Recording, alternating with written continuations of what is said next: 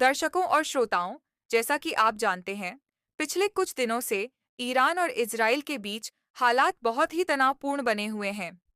इस युद्ध में अब तक दोनों देशों को भारी हानि हो चुकी है और यह संघर्ष अभी भी जारी है। इजराइल यह कह रहा है कि यह युद्ध वह ईरान की तानाशाही सरकार के विरुद्ध लड़ रहा है, न कि ईरान की जनता के खिलाफ। लेकिन अब तक इजराइल के हवाई और मिसाइल हमलों में सैकड़ों ईरानी नागरिक मारे जा चुके हैं और हजारों घायल हो चुके हैं। प्रश्न यह है कि इजराइल को ईरान से व्यक्तिगत शत्रुता क्यों है? यदि वह ईरान को परमाणु शक्ति बनने से रोकना चाहता है, तो यह कार्य अमेरिका भी कर सकता था। फिर केवल इजराइल ही क्यों आगे आया? इसका कारण यह है कि अमेरिका स्वयं प्रत्यक्ष रूप से सामने नहीं आ रहा है, लेकिन वास्तव में यह युद्ध अमेरिका ही लड़ रहा है। यदि अमेरिका का समर्थन न हो, तो इजराइल की इतनी हिम्मत नहीं होती कि वह अकेले ईरान से युद्ध कर सके, और शीघ्र ही अमेरिका स्वयं भी इस युद्ध में उतर सकता है।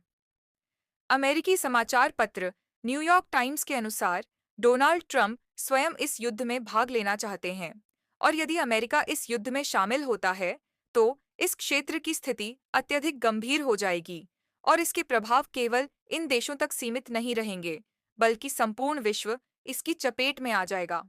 विशेष रूप से मुस्लिम देशों के अस्तित्व के लिए यह अत्यंत आवश्यक है कि इस युद्ध को रोका जाए और वार्ता तथा शांतिपूर्ण समाधान की दिशा में कदम बढ़ाए जाएं। जिस प्रकार पहले अफगानिस्तान और इराक पर युद्ध थोपा गया और उन्हें बर्बाद कर दिया गया, वे अब भी 100 वर्षों तक अपनी पूर्व स्थिति में नहीं लौट सकते। इससे पूर्व रूस और अफगानिस्तान के बीच युद्ध हुआ, फिर रूस और चेचनिया के बीच संघर्ष हुआ, लेकिन दोनों बार रूस को भारी क्षति हुई और उसे पीछे हटना पड़ा।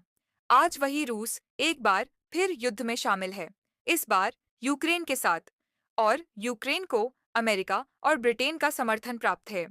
यदि अमेरिका इजराइल के साथ मिलकर ईरान के विरुद्ध युद्ध में प्रवेश करता है, तो उसके बाद अगला लक्ष्य पाकिस्तान हो सकता है, क्योंकि इजरायली प्रधानमंत्री नेतन्याहू ने स्पष्ट रूप से अपने एक बयान में कहा था कि पाकिस्तान को परमाणु शक्ति बनने देना हमारी सबसे बड़ी भूल थी और हम यह भूल दोबारा नहीं दोहराएंगे।